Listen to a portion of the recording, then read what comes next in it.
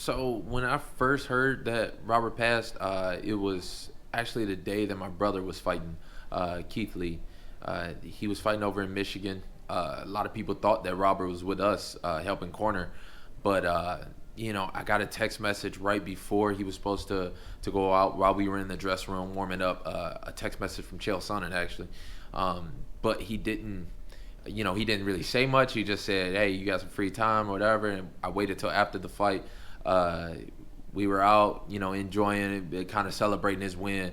And he got the call. To be honest, I didn't really believe him at first. I thought he was, kind of playing around. I thought it was bullshit, but yeah. It took me a minute to be devastated. Let's say that. How did that affect you in the immediate aftermath going forward? Obviously, this is not something people deal with every single day. You were obviously very close with them, worked with them constantly.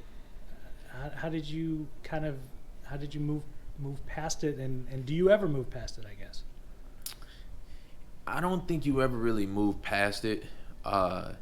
He's not the first person in my life to die, but in that fashion he was, because it took me a long time to understand why.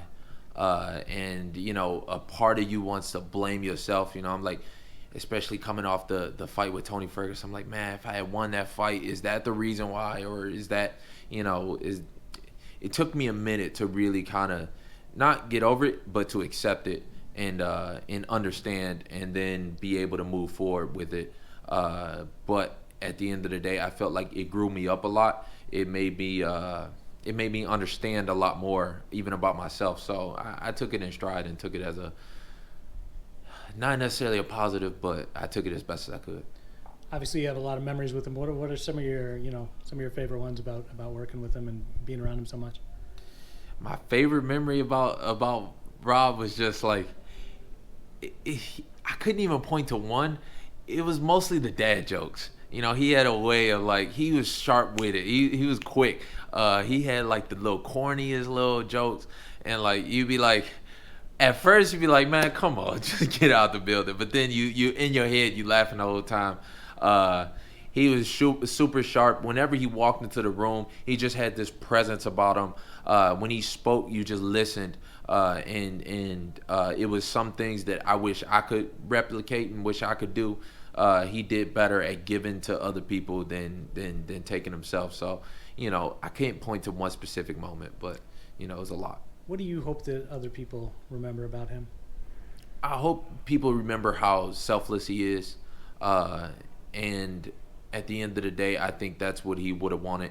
And I keep that in the back of my head too, I try and remember the things that he used to tell me, and he always had like these little one-liners and things that he could, metaphors that he would relate to what's going on. And I remember a lot of them, and I keep them in the back of my head and just kind of tell myself them. I got to speak for him now, even though it's the same message. I just make sure now I really listen. If I'm being honest, when he was here, he would tell me certain things, and it would just kind of go in and one out the other. But once he's gone, I'm like, okay, these are the things that I have to remember. So I better make sure that I honor that, and I really listen to it, and not just listen but follow through with it, and that's what I keep in my head.